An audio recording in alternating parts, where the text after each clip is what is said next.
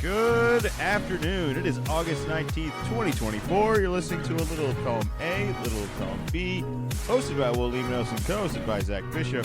How are you doing today, buddy? What is going on, Will? We've heard it in the news, but it's getting a little more serious. The world champion Boston Celtics are for sale. Bill Simmons has come out and said the expected number is going to be about $6 billion. Not a lot of single people that have that kind of money, and we've been seeing with the expense of these teams, it's been a lot of conglomerates. But one rich guy that might actually have this kind of money and might be able to do it all on his own is Jeff Bezos, the creator of Amazon. He's no longer running that company, so he's got the money. He might just be looking to have a side project. Do you think Jeff Bezos would be a good owner for the Celtics?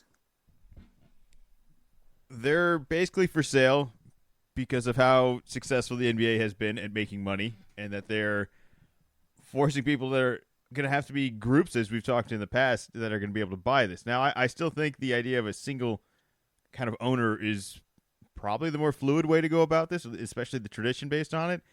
I just don't want to go through the sale ever again. So I think this is a good fit just because it's just going to be up to him if he wants to sell it. It's not like this guy's going to run out of money. So I'm for it. I'm not really against anyone else, and I'm sure there's some hometown group that I would also love just as much, but I just don't want to go through this again.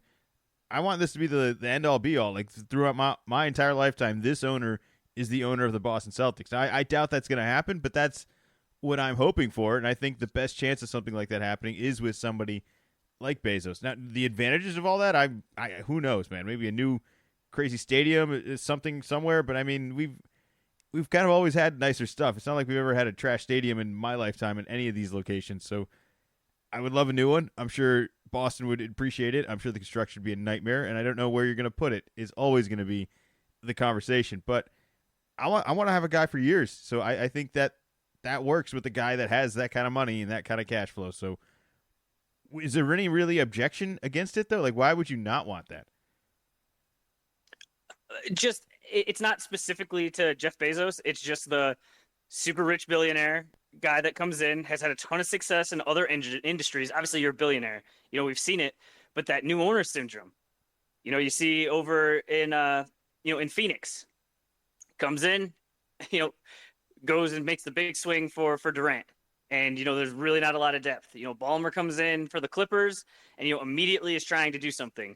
And maybe the good thing would be our team is just basically locked in. It's going to be very expensive, but you can't really make too many moves. So it almost prevents you from doing the stupid new thing as an owner. And just for like these first 3 years, it's almost like you got the training wheels on. Like, this is the team. We could do a little stuff around the fringes, but this is the main team. It's going to be successful. Obviously, hoping for no injuries, and maybe that'll just help. And then by year 4, when it is time to make drastic changes, Jeff would be more comfortable, and it's not the hey, I'm here. I need to have everybody doing things my way. Some people said it's just. This is what when you can do it, you would do it. Anyone would want to own a team, and now there's not a lot of people around in the world that could be capable of owning this team. So he's one of the few.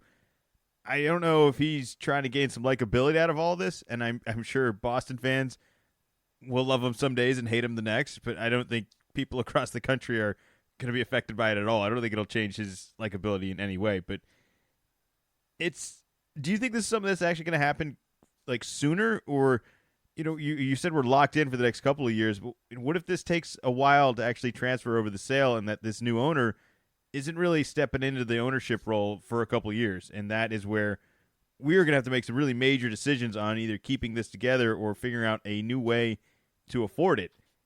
And that's what's got me a little bit worried, but as long as we keep Brad Stevens at the GM position, I'd like to think that things are going to go that way and that Brad can't actually be muscled out of this. But I guess we've seen weird decisions happen in the past with the new owner syndrome. But I just when do you think this is going to happen? Like realistically,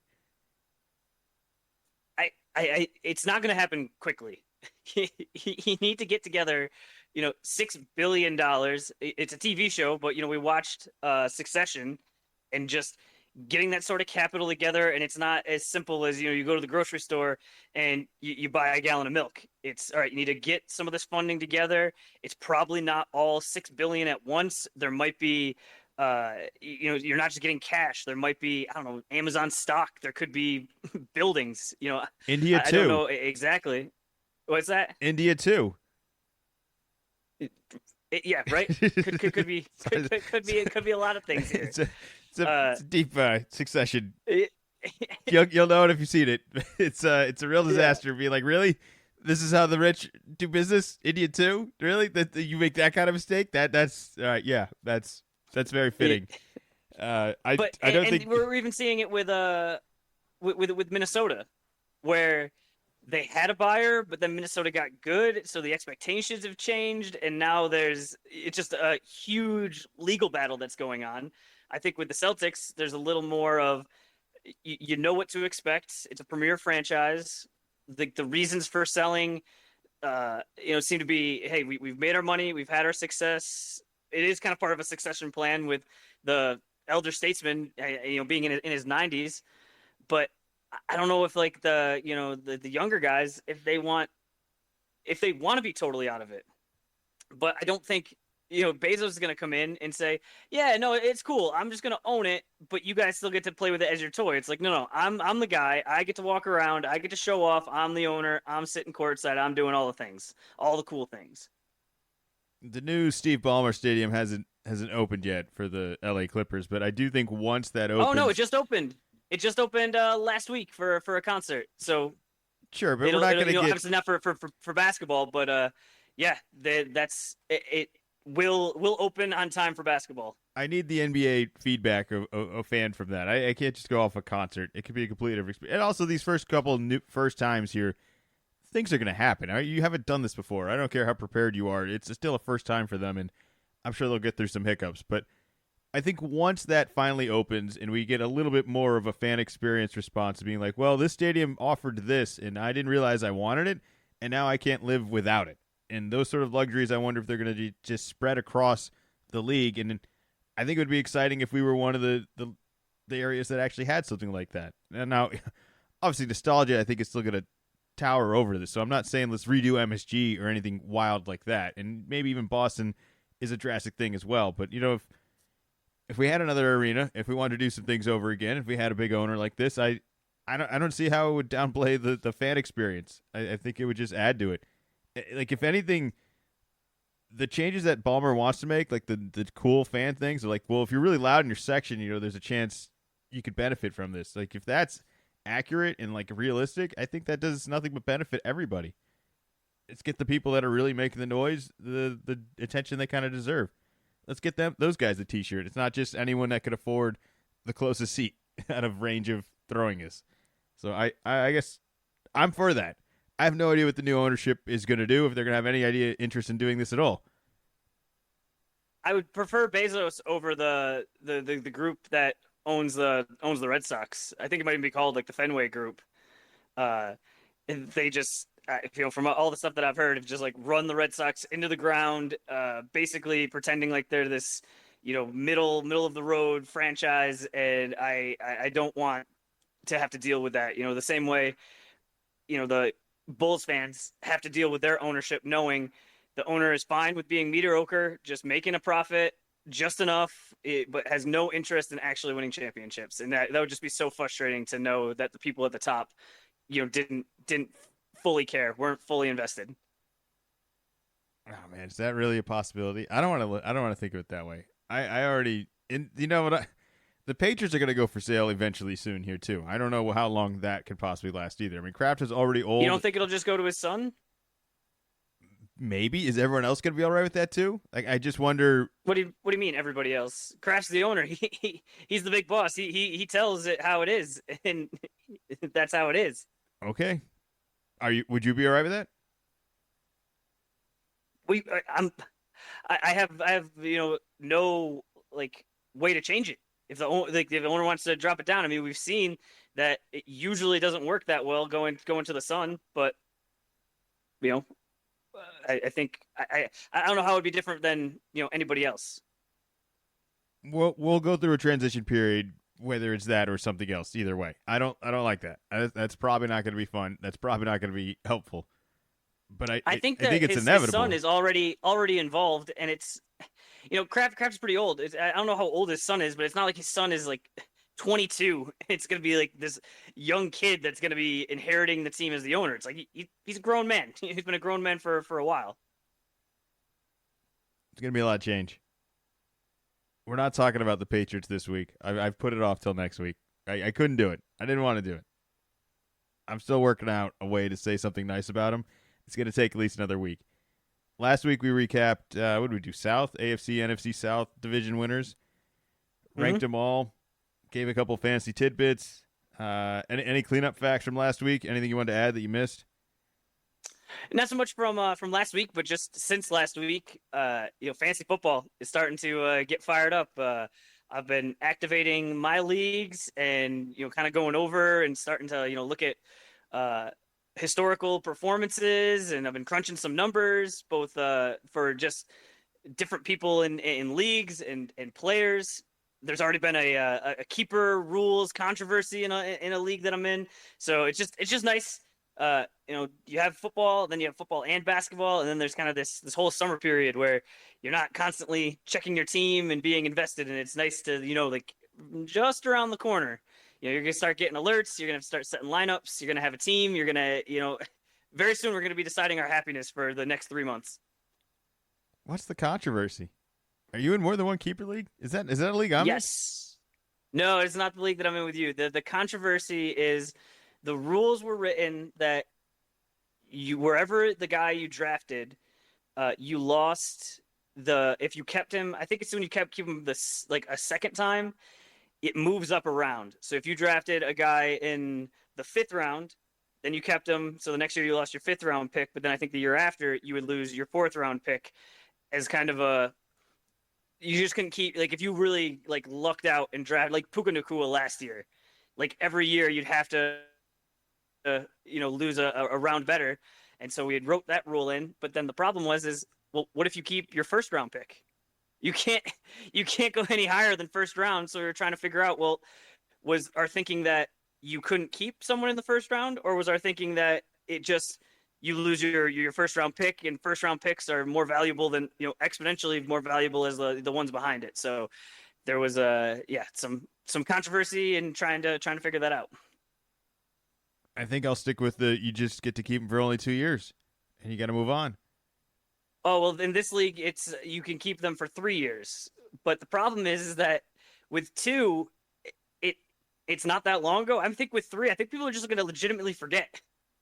And who's keeping an eye on it? So, yeah, I think we're making it way more complicated than it needs to be. But I'm only I'm like a junior commissioner in that league, and it's just funny because I am the one that wanted to keep a 1st round pick.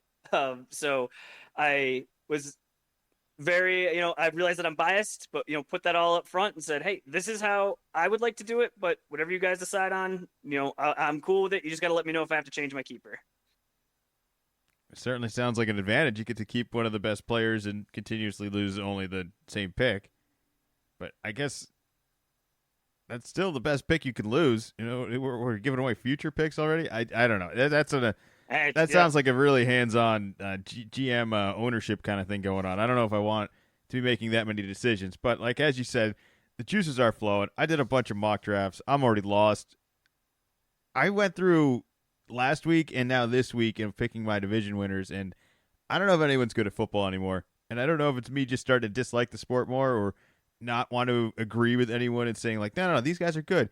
It just seems like we're going a whole lot of history into all of this and that. It's like, well, what team got better?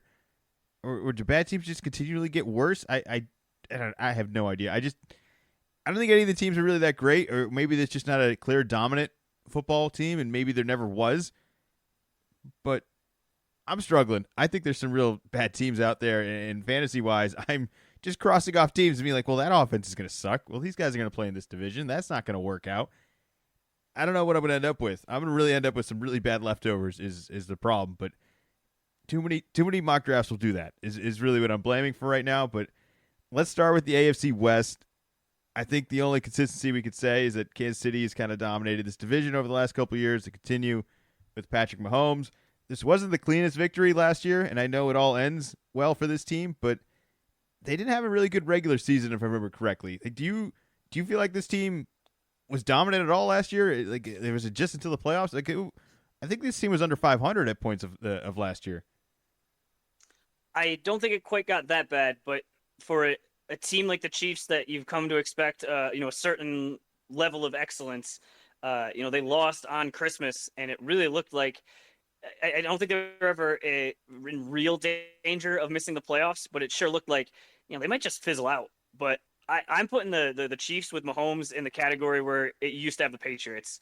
That I don't care what you do in the regular season. They have just so many guys that have been through this. They're back-to-back Super Bowl champions.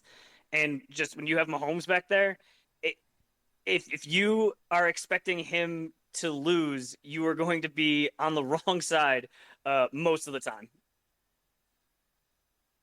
Fantasy-wise, Mahomes and Kelsey are kind of going in the same round. I don't know if I want anything to do with any of them. It just seems like they're going for name, and at least Kelsey's definitely at the back end of all this. He wasn't even that good last year. I think there's other tight ends you can get later that you'll have a better shot with. But the wide receiver options for Kansas City, I think, are really fascinating. We got Rashee Rice. We got Xavier Worthy, Hollywood Brown. I'd like to think maybe they're not going to be the most consistent guys, but for where you're going to get them in these later rounds, and having Patrick Mahomes is just going to be... And Patrick Mahomes is going to be able to get them the ball. You're never going to watch a game and go, oh, man, Patrick Mahomes just can't hit these guys. With it could be with some other quarterbacks. It's like if these wide receivers are talented, I think it's just gonna be more of nailing down which guy has the big day, and it might get spread around a little too much, which won't be the best for you if you just own one or two of these guys. Yeah, I wouldn't want to have more than one of them because I think you're going to be making a 50-50 shot decision between playing this guy and somebody else. But I do think there will be weeks where you're like, I can't believe I lost this team, and it's going to be one of these guys on the other side. And it's gonna be like, you see, you could have been that guy. You could have taken that chance. And it's just Patrick Mahomes and Andy Reid win a lot of games. They put up a lot of points. The behind the back thing in the preseason, is that being blown up as way too big of a deal, or is it just that awesome? It's just awesome, and it's just crazy. I get it's preseason; it doesn't really, it doesn't count, doesn't really matter. But just that these guys have such a relationship together, and I know afterwards it came out. He said he did it out of spite because Kelsey ran the wrong route, and I don't know how much of it was a joke and how much was serious. But just you're so good that you're doing a move that in basketball you'll see a behind the back pass occasionally. It's not out of nowhere. A behind the back pass in football, like, that doesn't happen. That's ridiculous. And that it actually worked and just wasn't a major disaster. I'm trying to think like the list of quarterbacks that would be allowed to do that without it just being a huge red flag and just a huge disaster. Maybe Josh Allen. No. He's been around for a while, but the list is incredibly short. If it's not just like you're saying, it's just Mahomes. The possession is worth everything in football. Turnovers are not turnovers in basketball. They are not just missed shots that you'll get a bunch more of. You can't just turn the ball over. So to be reckless about the behind the back pass already in traffic of a play that wasn't even supposed to go that way, that now we were just mocking how terrible it's already gone, and to just casually throw back behind the back and it works. No, nobody's allowed to do this. This is the greatness of Patrick Mahomes, and that is it. But this is the I am not a role model. You should no one else should be even trying to do this or thinking, well, in that situation we could do this. It's like, no, you should just throw that away. That's what every other quarterback does in that situation, right? Nobody does that. Nobody. All right, so we both got Kansas City on the top, right? No real discussion there. Not only at the top of the division, the Chiefs are my Super Bowl pick.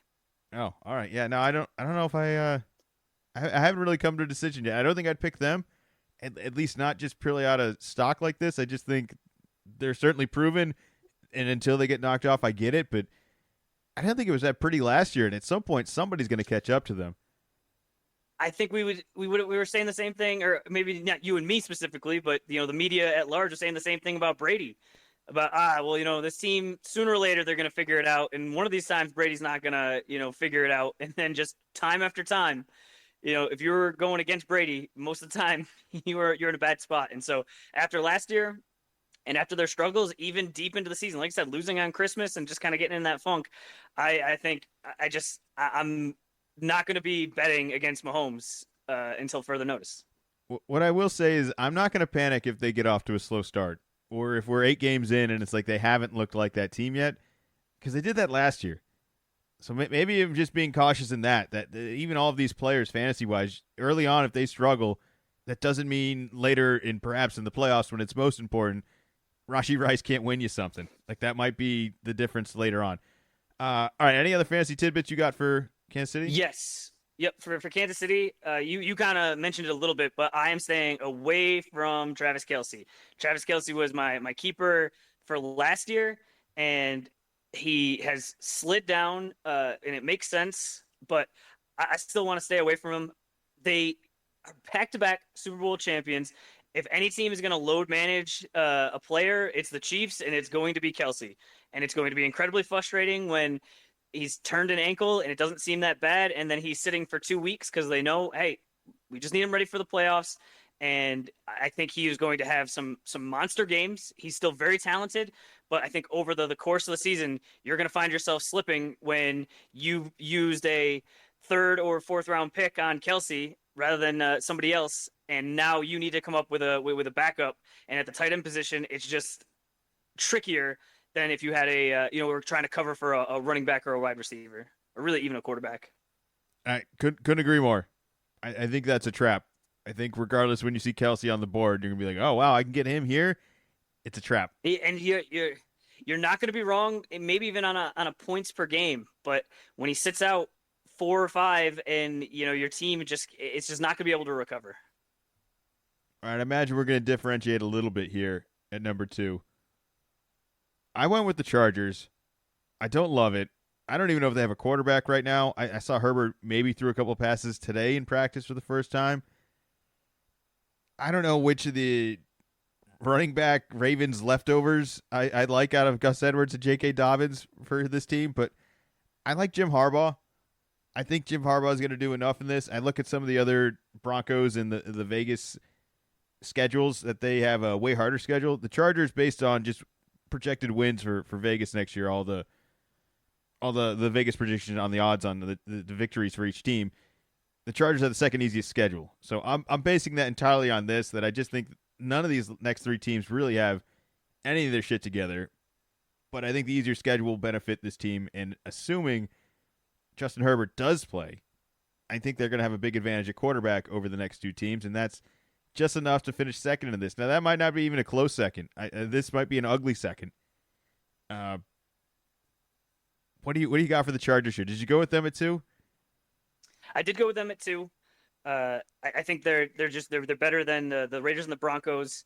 They have an actual quarterback. I think that they really don't have any weapons around him. Have the new coach, and so I think if it was somebody else coming from college, but Jim Harbaugh has experience in the NFL, so it's a return, and I don't even feel like he had to go to college. Like he couldn't have gotten another NFL job. It was by his choice. I think he might have had to leave college because of some of the stuff that was going on with NCAA rules violations. So it's just an easy, all right, I'll just go to the NFL. All right, punish Michigan all you want. We won our national championship, and you can't punish me because I don't work for you anymore. But I think that having him with Herbert, I don't think they're going to be better than the Chiefs.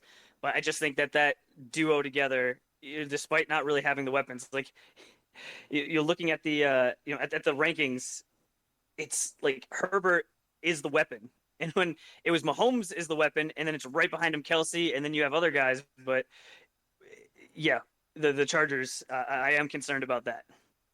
Fantasy tidbit: I love Joshua Palmer. That's all I got. Just take Joshua Palmer. Just do it. You're not gonna be mad about it. He's been really good the last couple of years with all of the injuries. Keenan Allen had a good year last year. Mike Williams on and off the field. Joshua Palmer's always been the one to pick up the slack. This year he's the first option. That might work out terribly for him where he finally gets the best defender on him and isn't bailed out by one of the other guys. But I think this guy could play. I think he's going to be a solid fantasy guy. I just think it depends a lot more on the health of Justin Herbert, and that's going to. He did come back to practice today. He had a plantar fasciitis issue, so it seems to be headed in the right direction. But we really aren't that far away from the season starting. Less than 3 weeks, so it's for sure not ideal.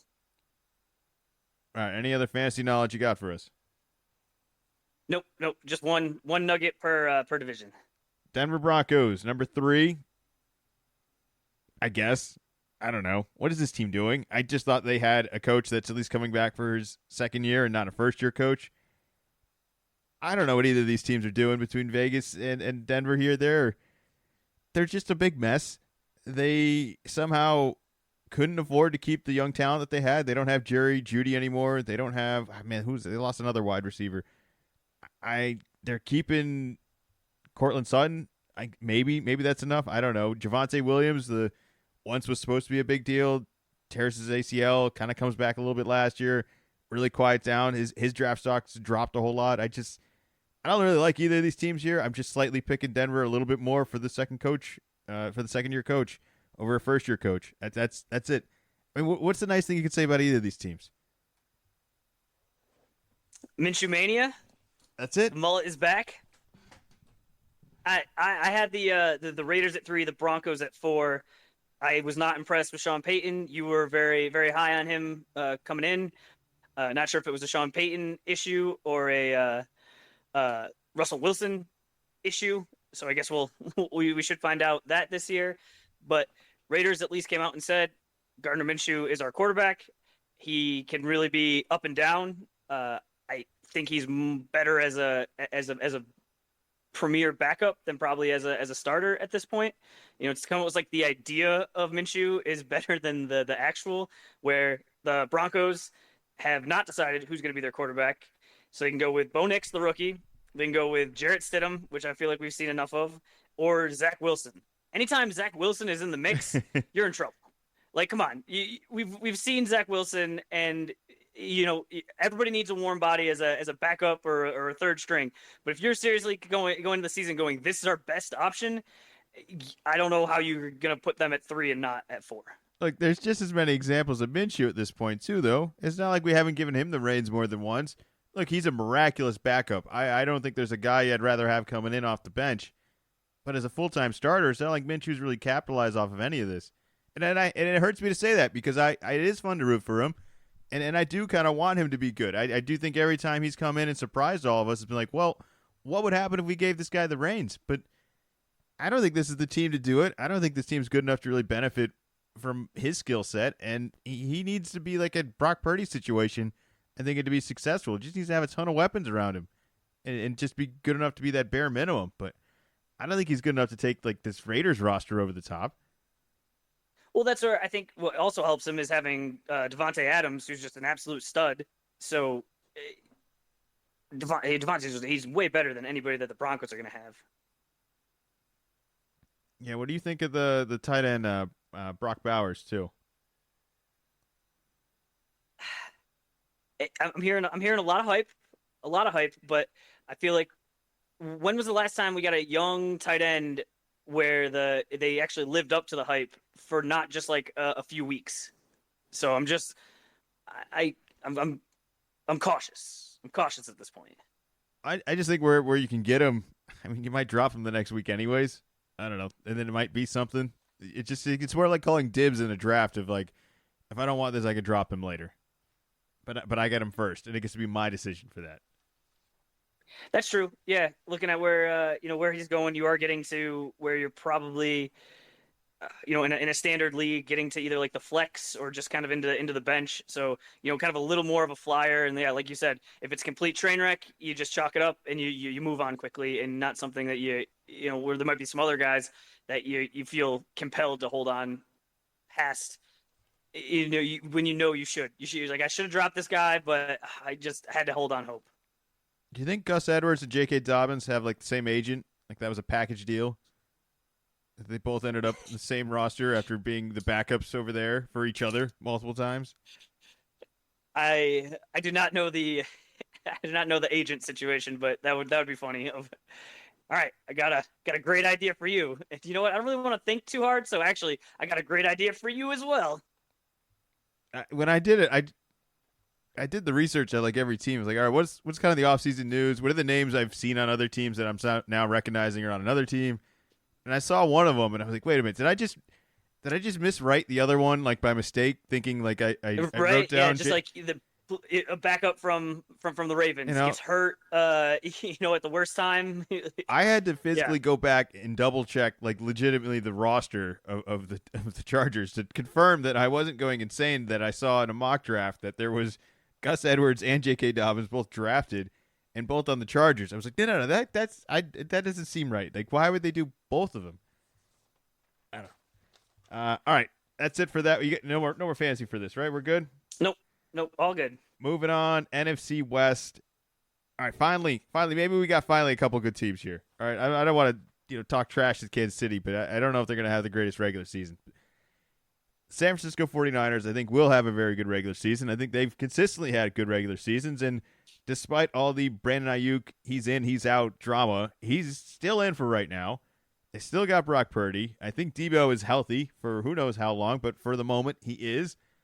I think Christian McCaffrey is on pace to be healthy and is still on pace to be the one of one for fantasy draft pick. It's Zach's favorite fantasy advice. You want to remind us what it is one more time?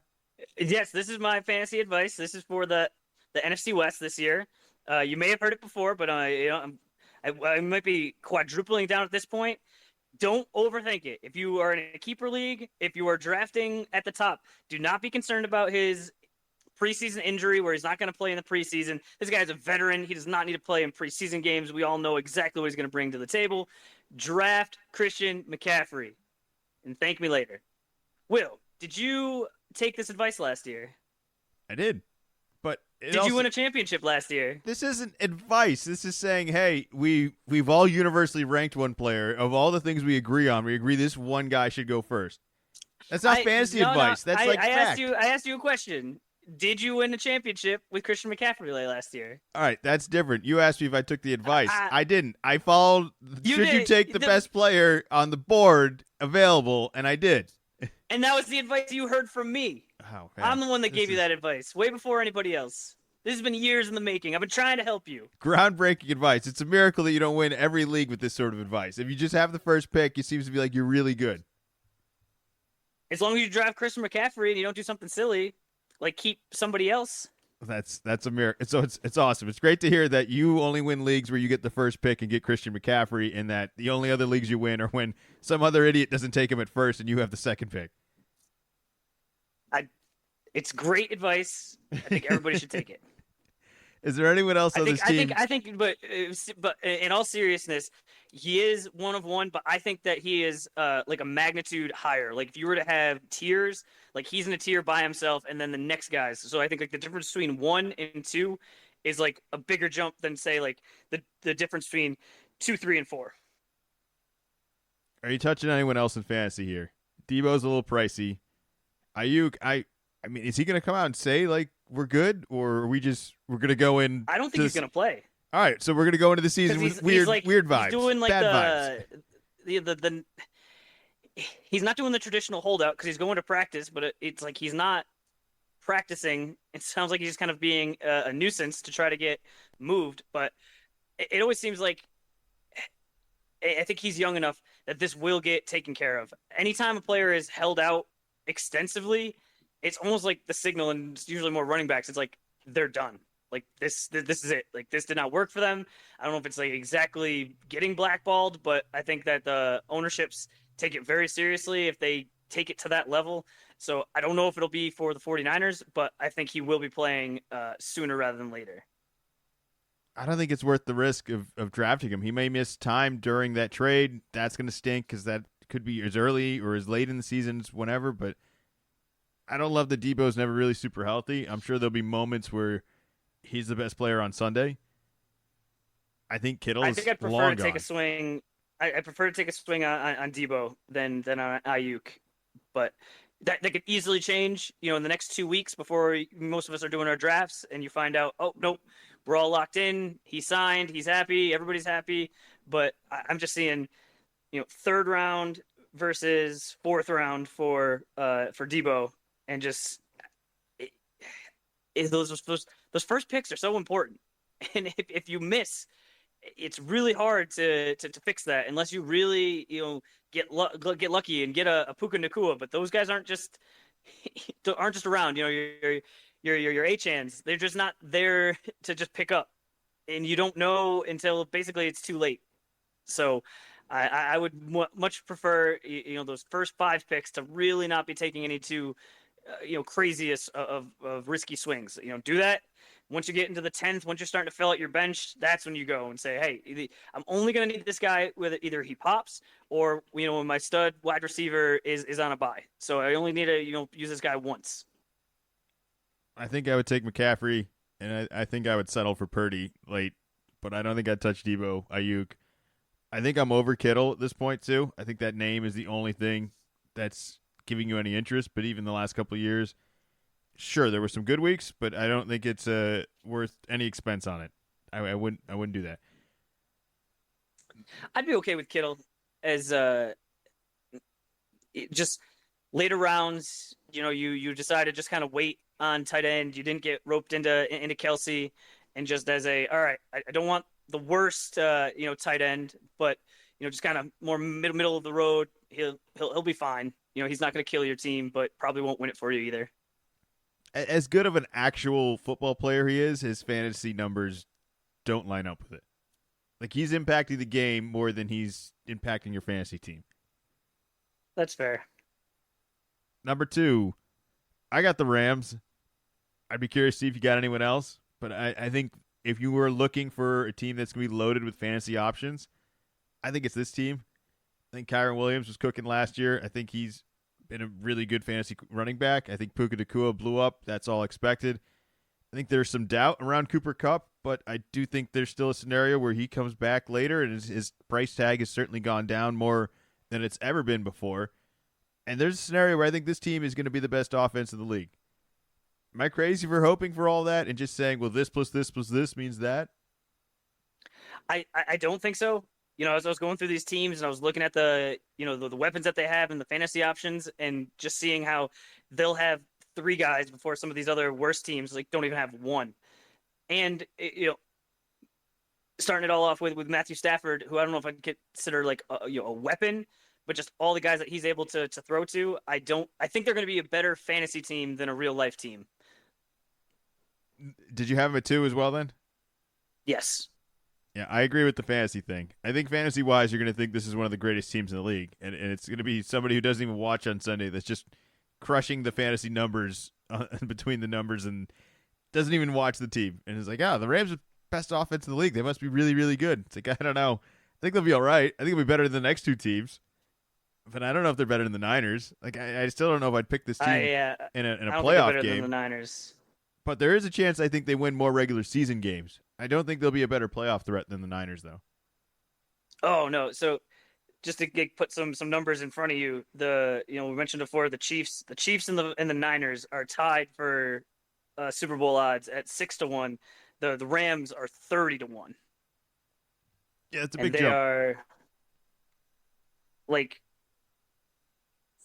15th.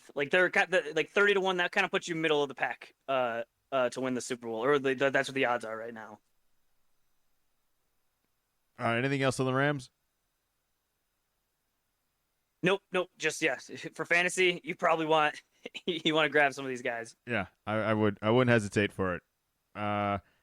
Number 3, I went with the Arizona Cardinals.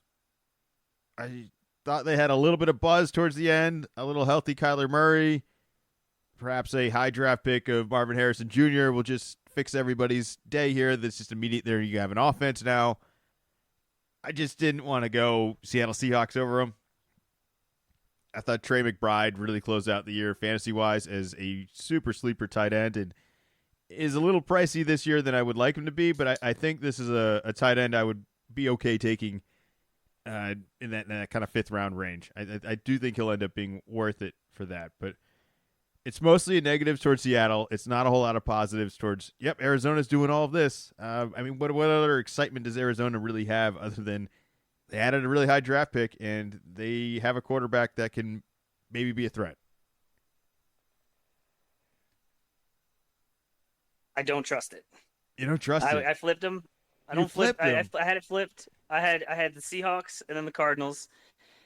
They're sucking you right in, man. This happens every year. You see Kyler Murray, and you're like, this guy's awesome. He slings it all over. He's so small when he runs around. He looks super fast. But every time I pick them in the pick 'em, I get burned. And I made that rule. I said I'm not picking the Cardinals again, and I'm carrying that rule over into this year. I see Kyler Murray, cool name, cool guy. There's definitely going to be some highlights, but the team does not win. And I don't think that putting Marvin Harrison Jr. is going to really make much of a difference. At least Geno Smith, Seahawks, new coach.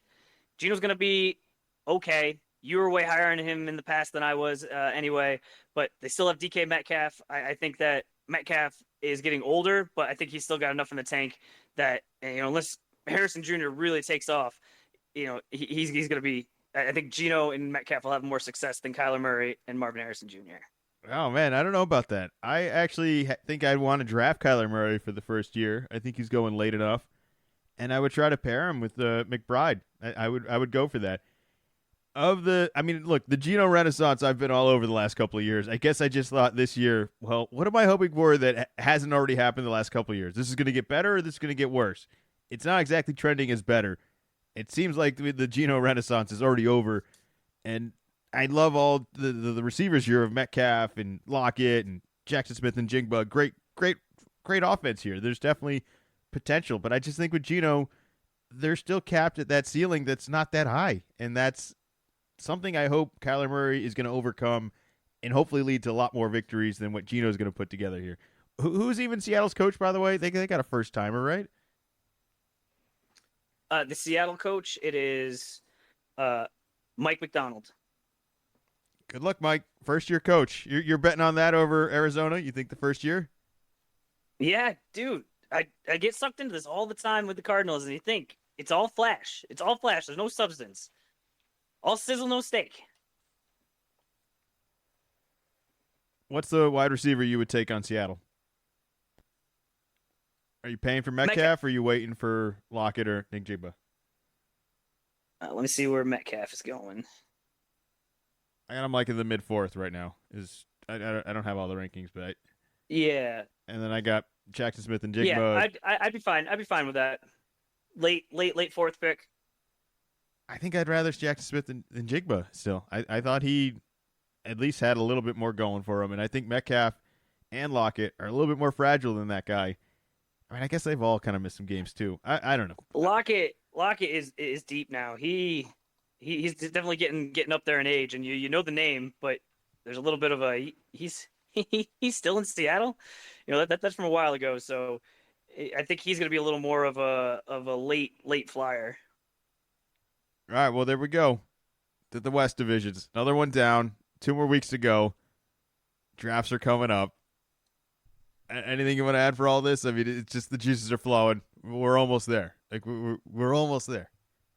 We're so close. Watching the preseason games and just getting a little bit of a taste. And officially, this weekend, it's week 0 for college football. So there is there's one ranked matchup: Florida State versus Georgia Tech. They're playing in Ireland, and so there are going to be four games this weekend. So, the long summer is going to be over. Do you think you'll have any interest in college football this year? No, not even a little bit. The only thing I might watch is I'm just going to watch the kickoffs and then I'm going to turn it off. That's it. It's the only thing I'm going to watch. The real kickoffs? The way it used to be, and that's so fine. The whole new it's not going to be just 4 teams. There's going to be 12 playoff teams. The first the top guys get buys, but then the ones that don't, you're going to play home games. The changes that doesn't interest you at all. It's nothing's ever going to be March Madness, but I think this definitely steps it in that direction. Sure. Yeah, no. Is it an improvement? Yes. Am I more likely to watch it? Yes. Am I going to watch the regular season? Absolutely not. Not even a little Okay. bit. I will be there for the playoffs. We'll make a big deal about it because I don't think there's any way you're going to let me not. And I'll pick some 12th seed team that's going to make it. They're going to get their ass kicked so bad they're going to say, "Why did we allow anyone to do this?" And then we're going to do it again next year. And they're going to say, "Well, But that's we've had you get the same issue with the current system. There's been a lot of blowouts. look, I think this is an improvement." But does it make me interested in college football? No. But I'm willing to admit this is definitely a step in the right direction to getting me and more others to care about it. I just think the people that already cared about it and were already going to watch and didn't want anything to ever be changed aren't going to be as enthusiastic about this. And so they're going to do all this to win over a bunch of people that aren't the passionate fans. And that's going to be me. All right? Is that what you wanted? You wanted my business this bad. I'm not giving it to you every Saturday. I'm definitely not giving it to you week 0 in a foreign game. It just doesn't do it for me. I don't even know who's in what conference anymore either. That's still throwing me for a loop. That's going to come basketball season. I'm sure some things are going to be all figured out as well for that, but not helping. Not helping the very little college background knowledge I already have when it's like, wait a minute, that team's not even with this team anymore? That's okay. All right, whatever. It's like this now. That's never going to sound natural. It's too much newness. The Pac-12, it didn't quite die. It's only 2 teams. I don't understand how they are printing rankings with those 2 teams on it, or like they're posting like ranking it's real. I understand it's real, but it's also not real, and it's also I don't know why they're 1 and 2 and it's not first and last. All right, because let's be honest, that's really what it is. There's not. I finished second in the Big 12 doesn't mean anything. It means you finished last. All right, so they're Pac-12, but Pac-12, yeah, it's funny that it depending on the argument you want to make, you can go, hey, look, second in the Pac-12, and people are gonna like forget because it's the first year. Or yeah, you could do the opposite, like they're last in the Pac-12 right now. You can go either way with the argument. It's just weird. I understand why we got it, and I'm sure in the long run, once everybody adjusts to it, that this could actually be a more competitive, more fun weekly sort of event that. Again, could be a step in the right direction of getting me to watch it. The problem is I'm already just watching too much football. NFL is trying to expand to every day of the week, and I just don't need that much football in my life. It's already enough. And it's the easiest thing to digest fantasy-wise, and I don't want to be a sports fan of a football team beyond fantasy right now.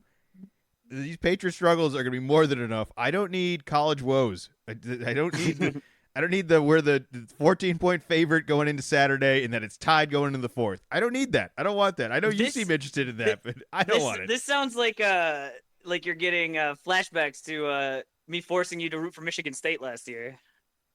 I don't regret nothing. I think the tournament went as best as it could have gone for a team that probably shouldn't even been in the tournament. So yes, that is avoiding some stress of being like, I don't even know if this team's going to make the tournament.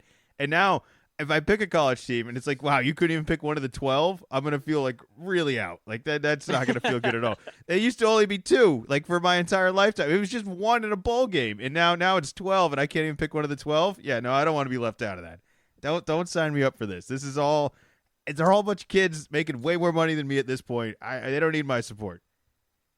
I'll at least, on the podcast, I'll give you a couple of games and, try to get you roped in, if there's some big matchups, some big rivalries, they're all on Saturday. It's all over the place and, let you know, if you're not doing anything noon, there's a big game going on, or maybe it'll be prime time and, there's no basketball yet. So, you'll be looking for a little itch to get you to Sunday. And, I'll at least let you know when there's some big matchups coming up. Give me the Scott Hansen red zone version, and I'll do it. Like that's easier to digest. They used to have that. On ESPN. It was called Goal Line, and then I don't know why they got rid of it, but it was more like the Olympic version where it still had ads and with college. There's way more college games on a Saturday, but I don't know if it got. There's too. I can't imagine that there's too many.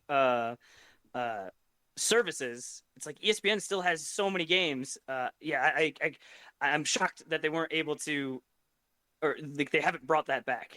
Bring back Goal Line. Bring it back. I'm still not going to watch, but bring it back.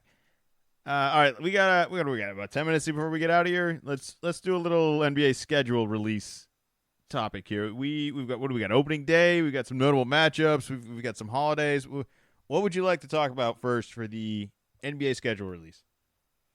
So we went over the Christmas Day games last week, and then we also like the next day we got the opening night, and then last Thursday, the whole schedule came out. So opening night, Knicks at the world champion Boston Celtics. Ring night. I told you, and you immediately said we were going to lose by 20. 22. And I don't know if it'll be by 20, but I did not feel nearly as confident about getting our emotional composure together, despite Missoula's best efforts. Probably wearing his "Nobody Cares" shirt to the arena that day. But yeah, I did not feel nearly as confident about the opening day game against the Knicks as I did about the Christmas Day game versus the Sixers. I think it's a trap. I think that Knicks team is going to be so fired up to have the chance at us, and we're going to be just the ceremony is a lot. All right, and it's really a bookend. Especially it's the first one for most of these guys. And I feel like once you've won, and then like what's going to happen. But you're not used to starting the game off just being like that emotional. I think it being just a bookend to last year is really like, all right, it's over. Like last year, we don't get to call ourselves the champs no more, like that kind of stuff. Like we are in a new season. We have to focus on all this. Whatever we did last year has nothing to do with this year anymore. It's a reset. And I think that's hard to do on that first night where it's like you come in as champs and then you come in and you leave as challengers, basically. So like that's a lot. And it doesn't always go well for every team. The Knicks fans are very confident.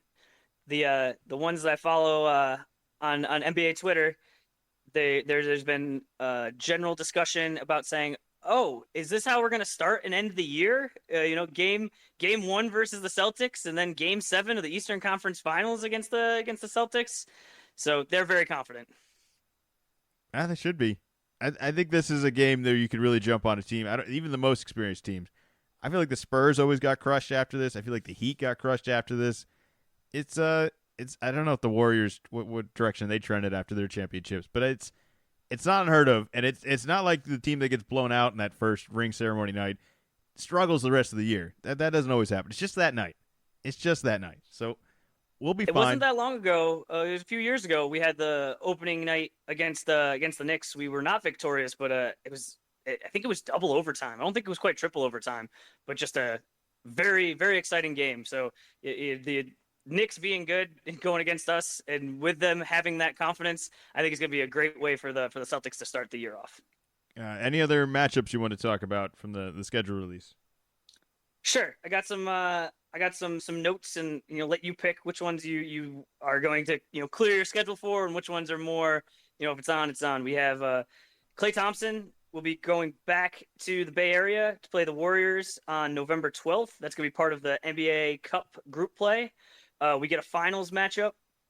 We'll be at the TD Garden January 25th. We have the number 1 overall pick, Zachary Risachet. He will make his debut on October 23rd against the Nets. Paul George will go back to play the Clippers on November 6th. The top 2 picks will face off against each other on the 28th. Any of those get your attention? Not the rookie stuff. Sorry, you're not going to trick me into watching right this Atlanta, year. Washington. Normally there'd be at least a little something, but yeah. Look, maybe I'll be wrong. The Hawks and the Wizards. That's gonna be a tough one. Look, occasionally these young guys come in and it's like I know their team's terrible, but I just like watching that guy, and maybe one of those guys will be that. I just the guys around him are still going to be the guys around him, and those aren't like the easiest people or the most. Those are tough to watch basketball players. It's basketball teams specifically. Like they're not in rebuilding mode. They have a whole bunch of maybe guys that I can maybe do something on one night, but not every night, and it's gonna be a tough watch. The Paul George return's a little bit more appealing. I'm willing to bet Klay Thompson does not play in his first game back to Golden State. I'm starting that rumor right now. Ooh, okay. I'm actually willing to bet Klay Thompson misses a lot of games this year, and it's going to be specifically those big ones, I imagine. I just putting it out there. I don't think he wants that. I don't think he can handle it, and I don't think he's going to be that good this year, and that's going to suck for him, and it's going to suck even more for Dallas because they think they're really adding something here, and they're really just getting a guy that's had a hell of a career. Can't take away anything from him. I think at a point in time, he's the most likable guy across the league. But he's not that guy anymore. I just don't think he is. I don't think he's got it in him anymore, and that's going to be a tough one. So I don't know how much. I don't know how much of those are going to be must watch if he's not playing. I mean, look, it's Luka versus Steph. Yeah, that's great. But I don't know if the Thompson headline is going to be like, oh, he's coming back. There's a real beef here. It's going to be big for the Warriors fans. For everybody else, it's not going to matter so much. But they're going to give him big welcome. There'll be a standing ovation. That's the one where you do a video tribute. We've had these video tributes that have gotten watered down so much, where this is one that it's like, oh, this actually makes sense. This guy played his whole career, multiple championships, part of the core. Like, this makes sense. Not when like the guy played for you for like 1 year and was the eighth man off the bench. I don't know. I think we could do some Yabusele highlights on Christmas.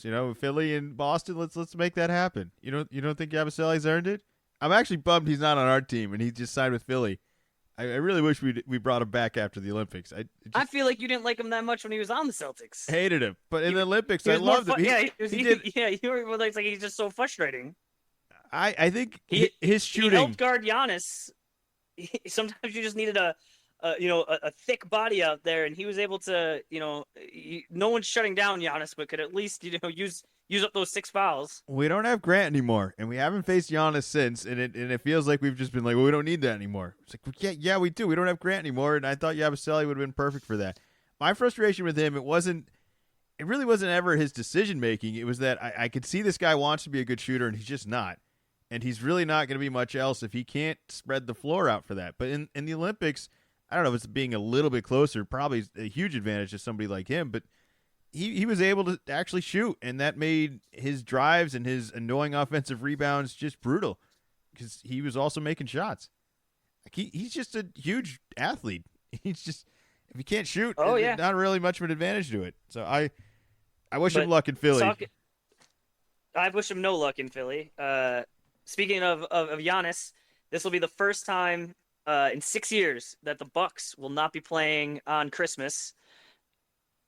Bucks they got Giannis, but they're getting older. Middleton last month had to get surgery on both ankles, and I don't know. They lost Drew. Dame was not very good last year. The stuff came out saying he wasn't in the best of shape. He had a lot of personal things going on. But do you think those are real excuses, or do you think this is the decline and he's a smaller guard and just this is what happens to smaller guards? It's always a little earlier than you expect. I think this team's better than the Dallas team that missed the playoffs with Luka, which was a little weird towards the end of the season where they did some quote-unquote tanking. They ended up with Lively. The Bucks, they just struggle, and they don't end up with anything because they still have Giannis. Like, even the worst version of this is still a high seed. Well, and they traded away all their picks.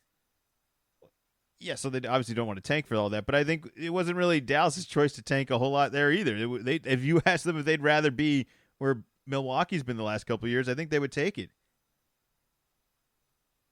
Outside of just last year, obviously, but like I'm saying, historically, this Bucks team has never had a sexy roster. I mean, it's always been They've really been just getting murdered by injuries in the playoffs. For sure. It's been really unfortunate. Like the past 2 years not having, or you really not having Giannis when you needed him. Like that it makes everything totally, totally different. I think they're the 82 game schedule. They're still one of the better teams. It's just I think we're left from a disappointing playoff run where it wasn't the team we were hoping it would be. The healthy team doesn't show up out there. And that's how we end the season, feeling that team just wasn't good enough. But maybe they're healthy this year. Who knows? I mean, is Doc Rivers having a whole year under his belt going to be better? I imagine it can't be worse. I also imagine there has to be. I don't know, because Doc knows what he's doing. Like, these guys were all established guys. It wasn't like he had to completely learn new things. I mean, Dame in the mix is definitely different, but I think it's more. I don't think Doc having a full off season with the team is enough to counterbalance that Brook, Middleton, and those guys are a year older. They might still be better in Philly. Philly's like almost like brand new. So it's going to be interesting. So, like obviously it's still Embiid and Maxey, though. Those are the main guys. You're bringing in Paul George, but the rest of the surrounding cast is just it's different. I still think that Milwaukee team's going to be pretty good. Like, I would still take them over Indiana, Toronto. I mean, what are the other teams that are really threatening this? So, we got Knicks, Boston up top. I think I'd still take Milwaukee over Philly. What are the other threats here? I mean, really, we're scared of who? I just think if you're Milwaukee, you don't need to panic right now because, yeah, it's not the best version of this team. It's not the championship version at all, but I still think you're in the mix. And if, Porzingis goes down or, the entire Knicks team got hurt last year. And if you aren't the team where your best player goes down and they are the team where their best player goes down, I still think you're right there. I don't think we're at the time where it's like you got to panic. Like, you guys are not good enough, even if you're entirely healthy. I still think they have a good chance. All right, anything you want to add NBA-wise here before we get out of here? Sure. So with the schedule coming out, we have the list of nationally televised games. Who do you think is going to have the most nationally televised games? Lakers. Lakers are number 1. Number 2, the Boston Celtics, and number 3, Golden State Warriors. It's just kind of funny. 2 of the top 3 probably going to be in the play-in game again. I was actually curious to see if Wemby was going to be on TV more or less times this year, and how like ironic that was. That it was like we watched a terrible version of him last year, but everyone was must watch. It was, number 1 pick, super talented guy, terrible team, and now this year their team's honestly really not that much better. But I think he'll be better, and I think he's actually going to be on TV less because his team's that bad. Like when does that change? I don't know what the number was last year, but it's 13 this year, which I just have to imagine is more than last year, as well as getting that Christmas Day game is just like a signal of we want to get this guy on TV. So yeah, San Antonio is stuck right between the Thunder and the Pacers. All right, good for the Pacers getting some national televised games. They got one last year, and it was earned because it was the tournament for the in-season tournament championship. It was the only way they were able to get on ESPN, I believe, or TNT or whatever it was. All right, well, that's enough NBA talk. We're out of way. All right, it's football season. More football stuff next week. We're a couple weeks out. Zach's entire fantasy team is in jeopardy with this keeper controversy. He's already cheating. We'll be back. We'll be back next week with an update on that. Make sure you subscribe. Little column A, little column B. You can follow Zach on his Twitter account, which is Wicked Z-Man 24. We'll be back.